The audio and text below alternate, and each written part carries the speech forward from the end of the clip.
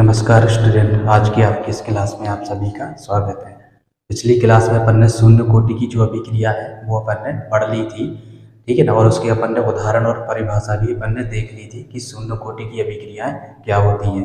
साथ ही में उसका अपन ने व्यंजक भी कर लिया था और उसका अर्ध आयुकाल भी अपन ने देख लिया था। आज अपन को पढ़ना है प्रथम कोटि की अभिक्रिया।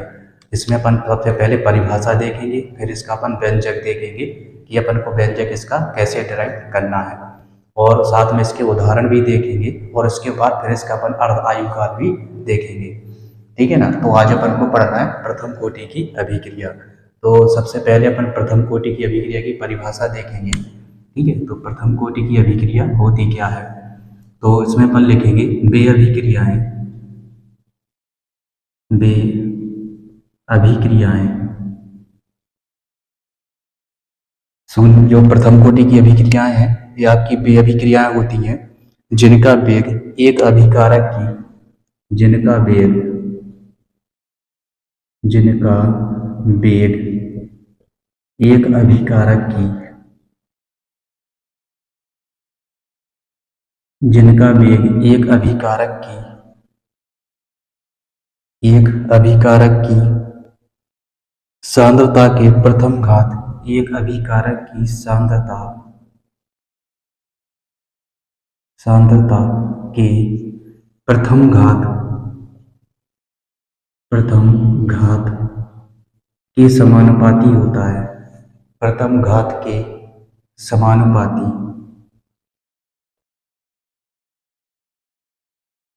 समानुपाती होता है प्रथम कोटि की अभिक्रियाएं कहलाती हैं। क्या कहलाती है? प्रथम कोटि की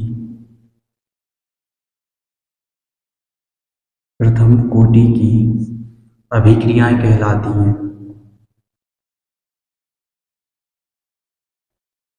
प्रथम कोटि की अभिक्रियाएं कहलाती हैं।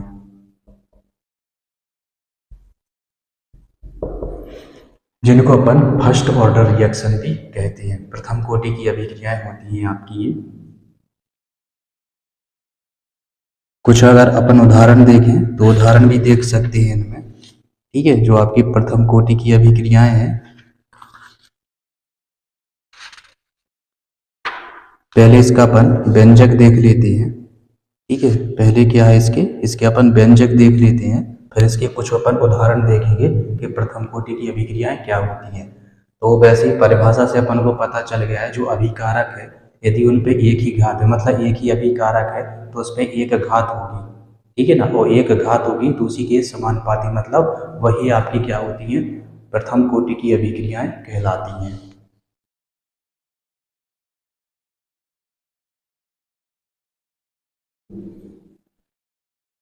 अब इसको अपन है ना, इसका व्यंजक देखेंगे अपन यहाँ पे,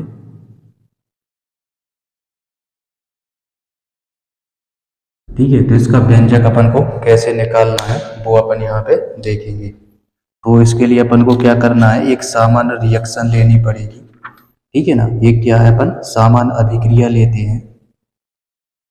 तो यहाँ पे अपन लिखेंगे माना एक सामान्य अभिक्रिया, माना एक सामान्य अभिक्रिया, माना एक सामान्य अभिक्रिया निम्न प्रकार है। माना एक सामान्य अभिक्रिया निम्न प्रकार है। तो लिखेंगे अपन यहाँ पे अभिकारक,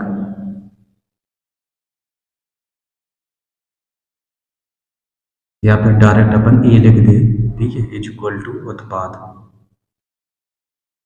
ठीक है। ये क्या है, आपके अभिकारक है, ठीक है। अभिकारक लिख दें या आप ए लिख दें, ठीक है। और इज इक्वल टू अपन उत्पाद, यानी कि ये क्या है, क्रिया करके उत्पाद में बदल रहा है।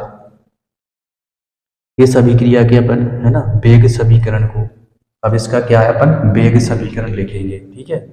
वो वेग समीकरण लिखने पर, वेग समीकरण लिखने पर इसका अपन वेग समीकरण लिखेंगे। तो वेग समीकरण क्या होता है इसका, ये हो जाएगा आपका वेग बराबर minus D A upon D T. वेग समीकरण वेग बराबर माइनस डी ए की कॉन्सेंट्रेशन बटे में डी टी। ठीक है ना, minus D A upon D T, और बराबर में अपन को लिखना के ए। बराबर में अगर समानुपाती लिखना चाहें तो समानुपाती भी लिख सकते हैं। ठीक है, समानुपाती ए। ठीक है, जब अपन इसका समानुपाती स्थिरांक हटा देंगे तो यहाँ पे एक है ना, एक नियतांक आ जाएगा इसका। ठीक है, एक क्या आ जाएगा, नियतांक आ जाएगा, तो बराबर में के लिख देंगे अपन। ठीक है ना, इसको अपन वेग स्थिरांक है ना, या विशिष्ट वेग स्थिरांक अपन इसको बोलते हैं। ठीक है, क्या बोलते हैं इसको, वेग स्थिरांक, या फिर इसको विशिष्ट वेग स्थिरांक बोलते हैं। अब इसमें अपन को क्या करना है, इसमें अपन को कुछ मानना है चीजें। मान के चलिए जो आपकी जो प्रारंभिक सांद्रता है इसको अपन ए से बदल देंगे। ठीक है, यहाँ पे लिखेंगे माना इसकी जो प्रारंभिक सांद्रता है ना, माना जो ए है कि प्रारंभिक सांद्रता, माना अपन ने जो ए है ना, ए की प्रारंभिक सांद्रता, ए की प्रारंभिक सांद्रता। ठीक है, अपन ने ए की जो प्रारंभिक सांद्रता है उसको स्मॉल ए मान लिया है ना, मोल प्रति लीटर, मोल प्रति लीटर। ठीक है, ए की जो कैपिटल ए की जो अपन ने सांद्रता है इसको ए मोल प्रति लीटर मान लिया। तब टी समय के बाद एक्स मोल है ना उत्पाद में परिवर्तित हो जाएंगे। तब टी समय के बाद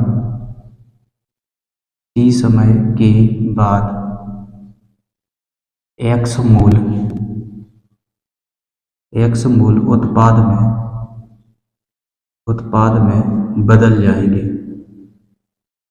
में बदल जाएंगे, यानी परिवर्तित हो जाएंगे।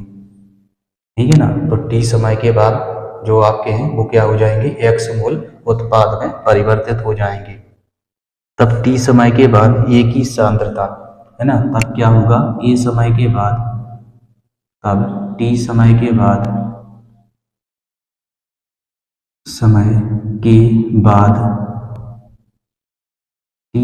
बाद ए की सांद्रता। ठीक है, टी समय के बाद जो आपकी जो ए की सांद्रता है,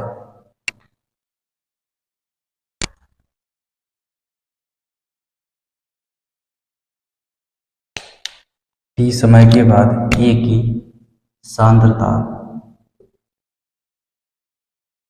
ए की जो सांद्रता है वो हो जाएगी आपकी ए माइनस एक्स। ठीक है, ये सांद्रता हो जाएगी। प्रारंभिक सांद्रता इसकी अपन ने ये मानी है स्मॉल ए। ठीक है, और अंतिम सांद्रता यानी कि जो आपकी है ना टी समय के बाद जो एक्स मोल उत्पाद में परिवर्तित हो गए है ना, तो ये टोटल है और ये जितने उत्पाद में हुए हैं तो इसको अपन ए माइनस एक्स लिख देंगे। ठीक है ना, तो क्या हो जाएंगे, ए माइनस एक्स हो जाएंगे मोल प्रति लीटर, लिख देंगे ए माइनस एक्स मोल प्रति लीटर। ठीक है, इतने मोल बचेंगे। अब इसमें अपन को द्रव्यानुपाती क्रिया का नियम लगाना है। ठीक है, तो इस समीकरण में अपन द्रव्यानुपाती क्रिया का नियम लगाएंगे है ना,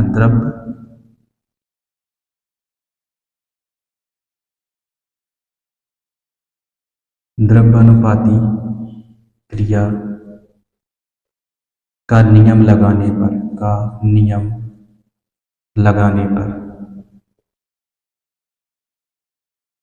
ठीक है, इसमें अपन क्या करेंगे, द्रव्यानुपाती क्रिया का नियम लगा देंगे तो ये हो जाएगा अभिक्रिया की दर समानुपाती ए माइनस एक्स।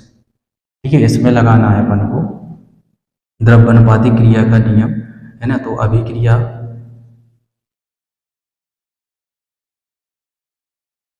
अभिक्रिया की दर समानुपाती ए माइनस है, अभिक्रिया की दर समानुपाती ए माइनस एक्स। ठीक है, तो इसमें अपन को क्या करना है, द्रव्यानुपाती क्रिया का नियम लगा देना है। तो ये हो जाएगा अभिक्रिया की दर समानुपाती ए माइनस एक्स। और जैसे ही समानुपाती स्थिरांक है ना हटाएंगे अपन, और इसको इस तरीके से भी लिख सकते हैं, जो अभिक्रिया की दर होती है, ठीक है, वो क्या होती है आपकी D x upon D T होती है। अभिक्रिया की दर होती है डी एक्स अपॉन में डी टी, ठीक है, और समानुपाती ए माइनस एक्स, ठीक है, D x upon D T, जो अभिक्रिया की दर है वो होती है D x upon D T, और समानुपाती में ए माइनस एक्स।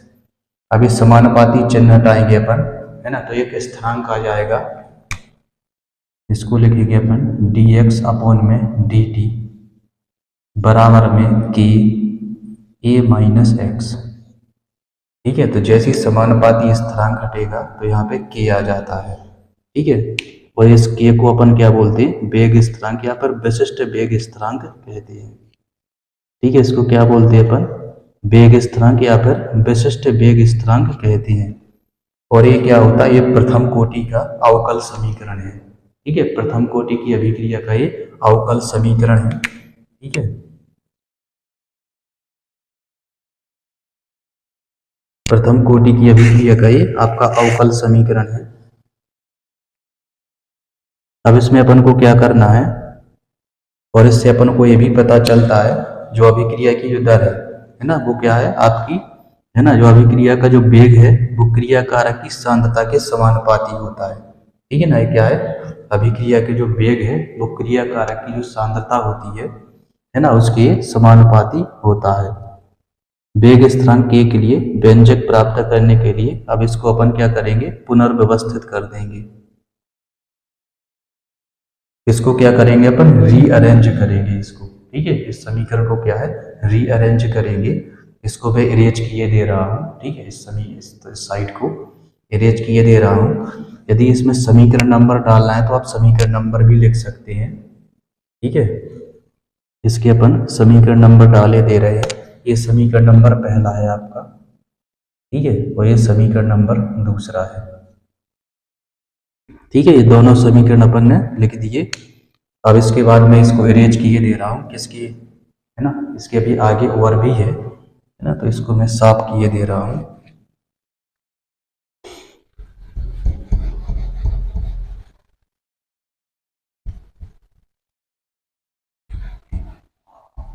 अब इसको क्या है, अपन को रीअरेंज करना है। जो समीकरण नंबर 2 है इसको पुनर्व्यवस्थित करना है अपन को, है ना, तो समीकरण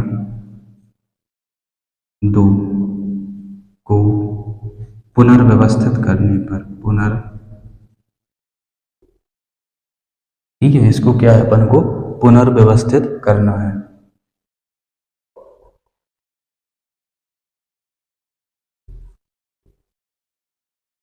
ठीक है, इसको पुनर्व्यवस्थित करने पर, जब इसको अपन पुनर्व्यवस्थित करेंगे तो ये बन जाएगा आपका D x upon A minus X. ये बन जाएगा आपका D x upon A minus X बराबर में के डी टी, बराबर में हो जाएगा आपका के डी टी, ये बन जाएगा ये। अब इसका अपन को समीकरण का समाकलन करना है। ठीक है, इसको क्या करेंगे, समाकलित कर देंगे। इसको अपन लिखना चाहें तो लिख सकते हैं समीकरण नंबर तीसरा। ठीक है, इसको अपन नाम दे सकते हैं समीकरण नंबर तीसरा, और इसका अपन को समाकलन करना है तो यहाँ पे लिखेंगे समाकलन करने पर, समाकलन करने पर। ठीक है, तो इसका समाकलन करेंगे तो ये हो जाएगा समाकलन D x upon A minus X बराबर में समाकलन के डी टी। ठीक है ना, क्या हो जाएगा, ये के डी टी हो जाएगा। इसको अपन सॉल्व करेंगे। ठीक है, तो डायरेक्ट सॉल्व करेंगे, इसके अंदर नहीं जाएंगे अपन। ठीक है, तो ये हो जाएगा minus L N A minus X बराबर में के टी और प्लस में सी। ठीक है, के टी प्लस में सी हो जाएगा, और सी क्या है आपका, समाकलन स्थिरांक है। ठीक है, सी क्या है आपका, ये समाकलन स्थिरांक है। ठीक है ना, सी क्या है आपका, समाकलन स्थिरांक है।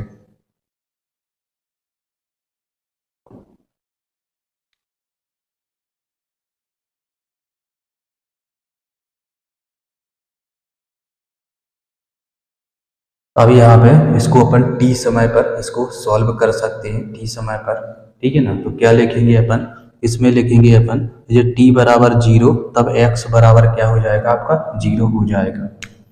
यदि अपन इसमें क्या करेंगे, t बराबर अगर आपका 0 है, ठीक है, तो x बराबर भी क्या हो जाएगा आपका 0 हो जाएगा, ठीक है। यदि अपन t बराबर 0 और x बराबर 0 लिखें अपन, है ना, तो ये जो समीकरण है वो निम्न प्रकार हो जाएगा, क्योंकि अभी तक अभिकारक क्या है अपघटित नहीं हुआ है। क्या है, अभिकारक अपघटित नहीं हुआ है।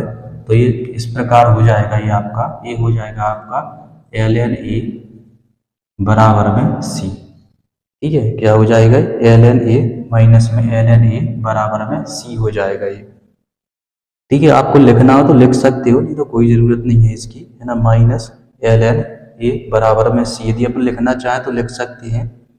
अब इस c के मान को समीकरण नंबर 4 में रखने पर, ठीक है, ये जो c का जो मान अपन को जो प्राप्त हुआ है जी वाला, है ना, तो इसको अपन इसमें मान रख देंगे, ठीक है ना। यदि आप इसको यहाँ पे ना लिखना चाहें तो आप यहाँ पे भी लिख सकते हैं इसको इस तरीके से यहाँ पे, ठीक है। c का मान अपन यहाँ पे लिख देंगे। अगर मान के चलो t बराबर 0 है तब x बराबर क्या हो जाएगा 0 हो जाएगा, क्यों, क्योंकि अभी तक कोई, है ना, अभिकारक है अपघटित नहीं हुआ है। इसमें जब अपन वैल्यू रखेंगे तो ये हो जाएगा ln a माइनस में ln a और बराबर में c, ठीक है। तो इससे अपन को c की वैल्यू प्राप्त हो गई, ठीक है। इससे क्या है, अपन को c की वैल्यू प्राप्त हो गई और इस c की वैल्यू को अपन यहाँ पे रख देंगे इसमें रखेंगे तो ये हो जाएगा minus ln a minus X बराबर में के टी और प्लस में आपका ये आ जाएगा minus ln a minus ln a, ठीक है। माइनस में ln a आ जाएगा ये, ठीक है। तो आप इस प्लस को लगाना चाहें तो लगाएं, नहीं तो आप इसको हटा भी सकते हैं, डायरेक्ट लिख दें माइनस ln a, ठीक है। इस तरीके का ये रूप ले लेगा। अब इसको क्या है, इसको फिर से रीअरेंज करना है अपन को, और इसको समीकरण नंबर 4 लिख सकते हैं। 3 हो गए, इसको समीकरण नंबर 4 बोल सकते हैं अपन, ठीक है। और इससे जो c का मान है, जो c का मान प्राप्त हुआ है उसको अपन ने इसमें रख दिया, तो अपन का ये वाला समीकरण आ गया। अब इसको अरेंज करेंगे अपन, ठीक है। कहने का मतलब इस वाले पार्ट को अपन यहाँ पे ले जाएंगे, ठीक है। इस वाले जो पार्ट है इसको अपन यहाँ पे ले जाएंगे, ठीक है। तो कुछ इस तरीके का हो जाएगा ये यहाँ पे माइनस में है, वहाँ पे जाएगा तो ये प्लस में हो जाएगा, ठीक है ना। वहाँ पे जाएगा तो ये प्लस में हो जाएगा, ठीक है ना। तो ये हो जाएगा ln a माइनस में ln a माइनस एक्स बराबर में के टी, इस तरीके से हो जाएगा, ठीक है। ये दिख नहीं रहा है तो मैं इसको इरेज किए दे रहा हूँ, और वो वाला पार्ट यहाँ पे लिखेंगे कि, ठीक है, क्योंकि ये दिख नहीं रहा है वहाँ पे।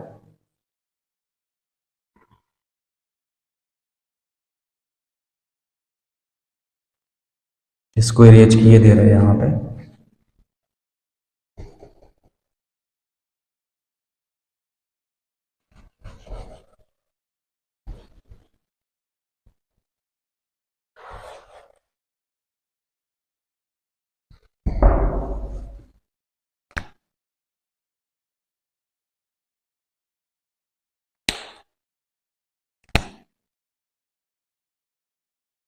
ये बन जाएगा आपका ln a माइनस में ln a माइनस एक्स बराबर में के टी, ठीक है। इस तरीके से हो जाएगा। इसको आप पलट के भी यहाँ से लिख सकते हैं, तो ये हो जाएगा के टी बराबर में ln a माइनस में ln a माइनस एक्स, ठीक है। इस तरीके से हो जाएगा। इसको और आगे अपन लिखेंगे तो ये कुछ इस तरीके का हो जाएगा। ये हो जाएगा आपका के टी बराबर में A upon A minus X. यहाँ पे एल एन और लगाना है, L N A upon A minus X. ये इस तरीके से हो जाएगा, है ना। ये के टी है ना, इसको अपन क्या करेंगे, इसका जब गुणा करेंगे इसमें, ठीक है ना, तो ये क्या है, इसको अपन कॉमन ले लेंगे, ठीक है। जो एल एन है इसको अपन कॉमन ले लेंगे, तो इस तरीके से लिख लेंगे ए अपॉन ए माइनस एक्स। इसको जब अपन सॉल्व करेंगे,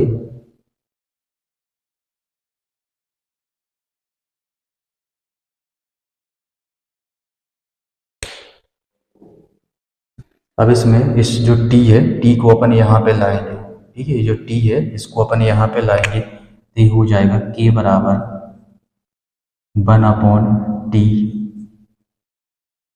k बराबर 1/t L N A upon A minus X. इस तरीके का हो जाएगा ये 1/t L N A upon A minus X. अब इसको क्या करेंगे, एल एन के स्थान पे, है ना, जो टेन का आधार लॉगरिथम होता है, टेन का आधार वो अपन यहाँ पे लिख देंगे, ठीक है ना। तो जो प्राकृतिक लॉगरिथम है इसको टेन के आधार पर, है ना, लॉगरिथम में बदले देंगे अपन। तो ये हो जाएगा k बराबर 2.303 बटे में t log 10 a upon a minus x, a upon a minus x.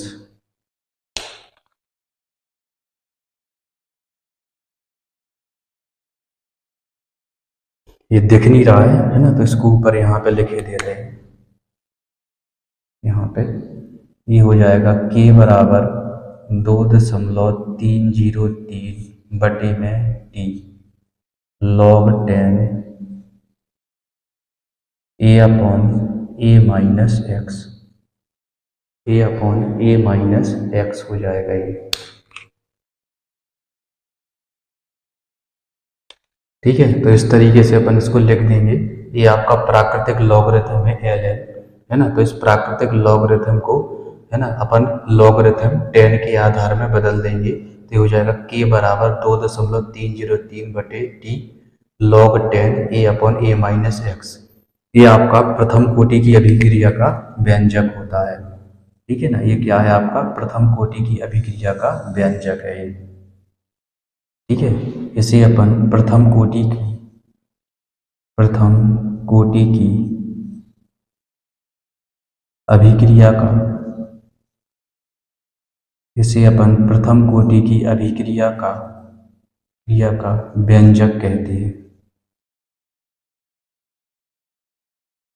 व्यंजक कहते हैं, ठीक है। इसे ही क्या अपन प्रथम कोटि की अभिक्रिया का व्यंजक कहते हैं। ये होता है आपकी प्रथम कोटि की अभिक्रिया का व्यंजक। इसको अपन दूसरे प्रकार से भी लिख सकते हैं, ठीक है। यदि अभिकारक की सांद्रता ए नॉट और t समय के बाद सांद्रता a है, तब समीकरण a बराबर ए नॉट और a माइनस एक्स बराबर a। मान के चलिए प्रारंभिक सांद्रता, यदि इसकी a की जगह पे अपन ए नॉट लिख दें और a माइनस एक्स की जगह पे a लिख दें, ठीक है, इस वाले समीकरण में, तो अपन इसमें अब क्या कर सकते हैं, इसमें अपन लिखेंगे a बराबर अपन लिख दें ए नॉट,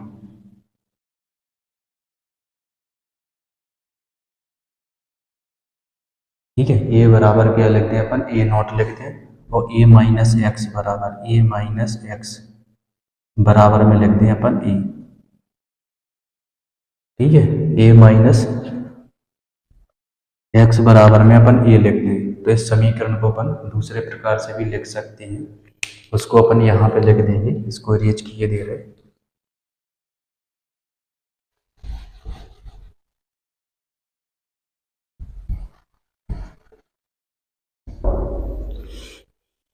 तो ये आपका हो जाएगा k बराबर 2.303 बटे में t log 10, ये हो जाएगा ए नॉट की कॉन्सेंट्रेशन बटे में ए की कॉन्सेंट्रेशन, ठीक है। तो इस तरीके से भी अपन इसको लिख सकते हैं, ठीक है। तो ये होता है आपकी प्रथम कोटि की अभिक्रिया का व्यंजक।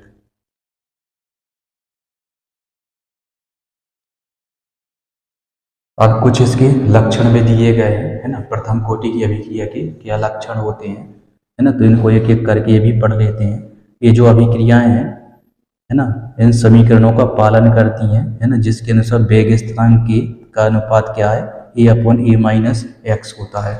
अब चूंकि यहाँ पे कुछ चीजें अपन मिटा चुके हैं, ठीक है ना, तो जो k है वो अपन क्या है, a/a - के समानुपाती होता है। ठीक है, तो कुछ इस जानकारी इसमें दी गई है ना। और जो अनुपात है a/a - ठीक है ना, वो सांद्रताओं का अनुपात होता है। अब यहाँ पे मेन चीज होती है इसकी इकाई निकालना। ठीक है, तो अपन इसकी इकाई निकालेंगे इस समीकरण के माध्यम से। ठीक है ना, जो समीकरण है इसके माध्यम से अपन इकाई निकालेंगे। तो इकाई निकालने के लिए ये जो समीकरण है, अपन इस समीकरण के द्वारा इसकी इकाई निकालेंगे इस वाले से। ठीक है, ये लिखा है ना, तो इसके अनुसार अपन इसकी इकाई निकालेंगे, जो कि क्या है, इम्पोर्टेंट होता है। ठीक है, तो इकाई निकालना आपको आना चाहिए। तो इसमें 1/t है ना, तो लिखेंगे 1/सेकेंड, है ना। जो समय की इकाई है वो मात्रक है वो सेकेंड होता है। ठीक है ना, तो 1/सेकेंड हो जाएगा। फिर ln, वही ऊपर ये दोनों ये क्या होती है, सांद्रताएं होती हैं आपकी। ये भी सांद्रता है और ये भी सांद्रता, ये प्रारंभिक सांद्रता, ये बाद की सांद्रता है ना। तो ये दोनों क्या होती हैं आपकी, सांद्रताएं होती हैं। तो सांद्रता बटे में सांद्रता, ठीक है, सांद्रता बटे में सांद्रता, ये सांद्रता दोनों कैंसिल हो जाएंगी ये वाली। ठीक है, तो अपने पास क्या बचेगा, अपने पास केवल बचता है 1/सेकेंड। ठीक है, तो अपने पास बचता क्या है, अपने पास बचता है 1/सेकेंड बस बचता है ना। तो जो इसकी इकाई है वो हो जाएगी आपकी सेकेंड इनवर्स, सेकेंड इनवर्स इकाई हो जाएगी, या 1/सेकेंड लिखते हैं इसको। ठीक है, या फिर सेकेंड इनवर्स। तो आपकी जो प्रथम कोटि की अभिक्रिया है उसकी जो इकाई है वो सेकेंड इनवर्स होती है। ठीक है, तो इस तरीके से आप इसको निकाल सकते हैं। आई होप कि आपको ये पूरा जो व्यंजक है ये आपको समझ में आया होगा। अब इसको अपन इरेज करते हैं और प्रथम कोटि की अभिक्रिया का जो आपका अर्ध आयु काल है उसको भी अपन देखते हैं। ठीक है, तो मैं इसको इरेज किए दे रहा हूँ। अब अर्ध आयु काल को अपन को पता ही है ना, मतलब वह अभिक्रिया जिसमें क्या है, जो अभिक्रिया आदि पूर्ण हो जाती है, या वह समय होता है जिसमें जो आपकी, है ना, अभिक्रिया है वो आदि पूर्ण हो जाती है ना, वो आपका अर्ध आयु काल यानी कि हाफ लाइफ कहलाता है। ठीक है, तो जो प्रथम कोटि की अभिक्रिया है ना, उसके लिए जैसे अपन अर्ध आयु काल निकालेंगे तो यहाँ पे अपन लिखेंगे प्रथम कोटि की अभिक्रिया के व्यंजक से, है ना, प्रथम कोटि की अभिक्रिया, प्रथम कोटि की अभिक्रिया, अभिक्रिया के व्यंजक से। यहाँ पे उसका व्यंजक लिखेंगे अपन, प्रथम कोटि की अभिक्रिया का व्यंजक से। तो प्रथम कोटि की अभिक्रिया का व्यंजक था k बराबर 2.303 बटे में t log 10 a/a-x। ठीक है, ये क्या आपका प्रथम कोटि की अभिक्रिया का व्यंजक है। इस व्यंजक में अपन क्या करेंगे, इसको थोड़ा रीअरेंज करेंगे। ठीक है, इस t को यहाँ पे लाएंगे और k को यहाँ पे लिखेंगे, तो ये हो जाएगा t बराबर 2.303 बटे में k log 10 a/a-x। अब इसमें क्या करेंगे, t की जगह पे अपन को t हाफ लिखना है इसमें, है ना। क्या लिखेंगे अपन, t की जगह पे अपन को लिखना है t हाफ। ठीक है, और x की जगह पे अपन को लिखना है, x बराबर में लिखना है a/2। ठीक है, x की जगह पे अपन को क्या लिखना है, a/2। यानी कि ऐसा क्यों, क्योंकि अपन अर्ध आयु काल निकाल रहे हैं, है ना। तो आधे समय के लिए अपन को ये निकालना है, समय आधा, है ना। तो जो उसकी जो x की जो कॉन्सेंट्रेशन वो भी क्या है, आधी हो जाएगी। इसमें अपन वैल्यू रख देंगे तो ये हो जाएगा t हाफ, ये हो जाएगा t हाफ बराबर में 2.303 बटे में के log 10, ये ज्यों कहते हो और बटे में a माइनस एक्स की वैल्यू रख देंगे अपन, ये हो जाएगी a/2। ठीक है, वैल्यू क्या हो जाएगी, a/2 हो जाएगी। इसको अपन सॉल्व करेंगे। ठीक है, इसको क्या करेंगे अपन, सॉल्व करेंगे। तो जैसे इसको सॉल्व करेंगे तो ये हो जाएगा टी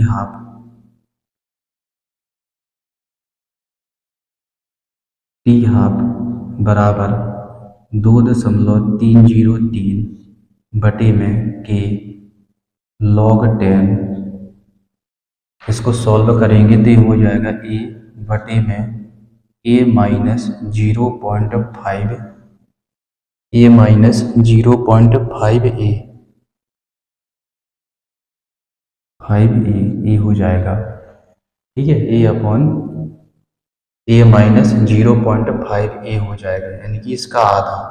ठीक है, इसको इस तरीके से भी लिख सकते हैं a/2, है ना। तो इसका हाफ क्या हो जाएगा, 0.5 हो जाएगा। ठीक है, 0.5 हो जाएगा। इसको अपन और आगे सॉल्व करेंगे तो हो जाएगा टी हाफ बराबर में 2.303 के। ठीक है, और log 10 की वैल्यू 1 होती है।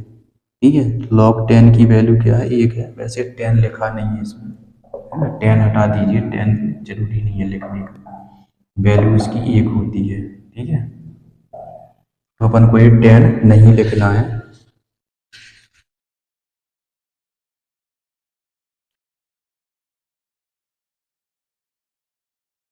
वो आप लिख भी नहीं तो कोई दिक्कत नहीं ना, log 10 की वैल्यू 1 होती है। यहाँ पे log, इसको जो अपन सॉल्व करेंगे, ठीक है, इस वाली इक्वेशन इसको सॉल्व करेंगे तो यह पूरा 2 हो जाएगा। ठीक है, इसकी वैल्यू क्या आ जाएगी, 2 आ जाएगी। ठीक है, इसको जब आप सॉल्व करोगे तो ये कितनी आ जाएगी, 2 आ जाएगी। यानी कि जब इसको दशमलव अपन हटाएंगे, है ना, तो यहाँ पे क्या आ जाएगा, एक जीरो आ जाएगा, यानी कि 1/, है ना, 0.5 लिख सकते हैं। तो ये आ जाएगा आपका log 2।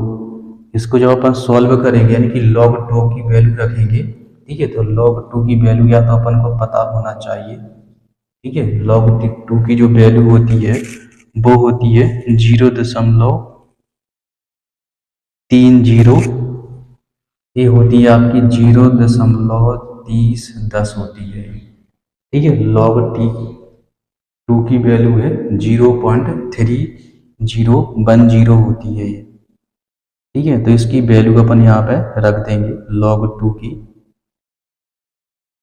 इसमें log 2 की ये वैल्यू रखेंगे अपन, है ना। तो ये हो जाएगा टी हाफ बराबर में 2.303 बटे में के, है ना, और यह आ जाएगा 0.3010। इसको जब अपन सॉल्व करेंगे इसको, ठीक है, इनको क्या है, सॉल्व करेंगे तो ये आ जाएगा आपका टी हाफ बराबर में 0.693 और बटे में के। ठीक है, 0.693 या 0.693 आ जाएगा। ये आपका प्रथम कोटि की अभिक्रिया का जो अर्ध आयु काल है उसके लिए ये व्यंजक होता है।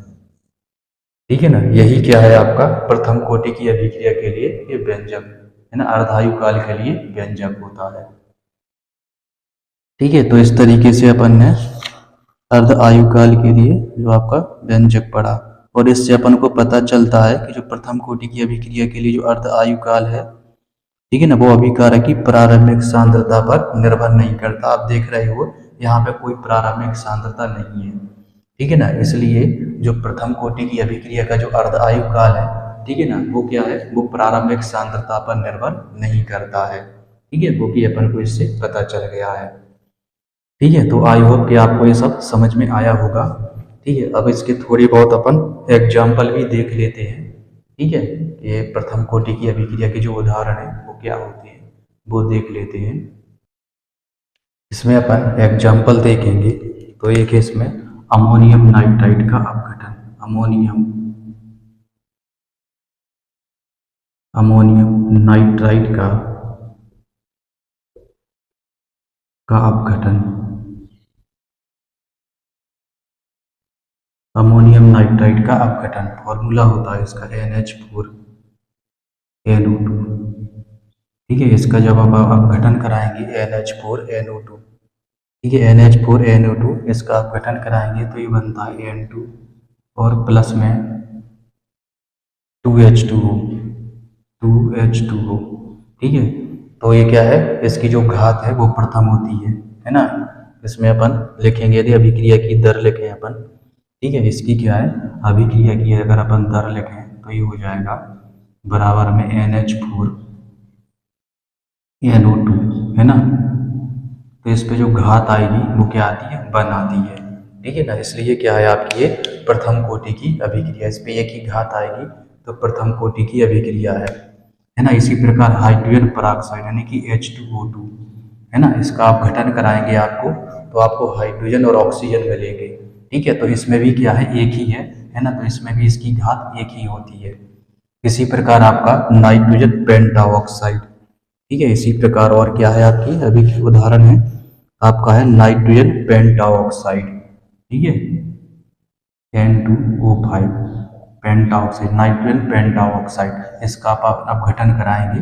ठीक है, तो ये क्या है, इस पे भी घात क्या है, 1 ही होती है। ठीक है, इस पे भी घात 1 ही है, इस पे भी घात 1 ही है। ठीक है, तो ये आपकी प्रथम कोटि की अभिक्रियाएं कहलाती हैं। और भी दी गई है इसमें, है ना, आपका जो एस्टर होता है उसका, है ना, अम्लीय जल अपघटन, ठीक है, फास्फीन का अपघटन है ना। तो जितनी भी आपकी जो अपघटन अभिक्रिया है ना, तो वो क्या है आपकी इसी प्रथम कोटि की अभिक्रिया में आती हैं। ठीक है ना, ये क्या है, इसमें अपघटन हो रहा है, एक ही मॉलिक्यूल आ रहा है ना, और अपघटित होकर के, है ना, 2 या 2 से अधिक मॉलिक्यूल बना रहा है। ठीक है, तो इसमें अभिकारक जो क्रियाकार है वो आपका एक ही मॉलिक्यूल है ना, तो इस पे घात क्या है, 1 ही है, इसलिए क्या है आपकी प्रथम कोटि की अभिक्रियाओं के उदाहरण है। तो आई होप कि आज की जो क्लास है वो आपको अच्छे से समझ में आई होगी, है ना, सारी चीज़ें आपकी जो क्लियर हो चुकी होंगी। तो अगली क्लास में जो अपन हैं इसके कुछ न्यूमेरिकल जो सवाल होते हैं आपकी शून्य कोटि की अभिक्रिया और प्रथम कोटि की अभिक्रियाओं के अपन न्यूमेरिकल सवाल करेंगे। ठीक है ना, और आज की क्लास है वो अपनी यहीं पे समाप्त करते हैं। और जैसे न्यूमेरिकल सवाल हो जाएंगे तो उसके बाद एक और आती है छद्म कोटि की अभिक्रिया या स्यूडो, है ना, रिएक्शन, तो उसके बारे में भी अपन पढ़ेंगे। ठीक है ना, या इसको अपन आभासी, है ना, प्रथम कोटि की अभिक्रिया भी बोलते हैं। ठीक है ना, तो आई होप कि आपको ये सब समझ में आया होगा। अगर चीज़ें आपको अच्छी लगी हों तो इस वीडियो को अपने दोस्तों के साथ ज़रूर शेयर, है ना, कीजिए। और आज की क्लास अपनी यहीं पे समाप्त करते हैं। आप इसी प्रकार से हंसते रहिए, खेलते रहिए, मुस्कुराते रहिए, पढ़ते रहिए, है ना। वीडियो यदि आपको अच्छा लगा हो तो अपने दोस्तों के साथ ज़रूर शेयर कीजिए और, है ना, सब्सक्राइब करने के लिए भी कहिए, है ना। और आगे की मज़ेदार जो क्लासें हैं उसको लेने के लिए आपको इसको सब्सक्राइब करना होगा। नमस्कार।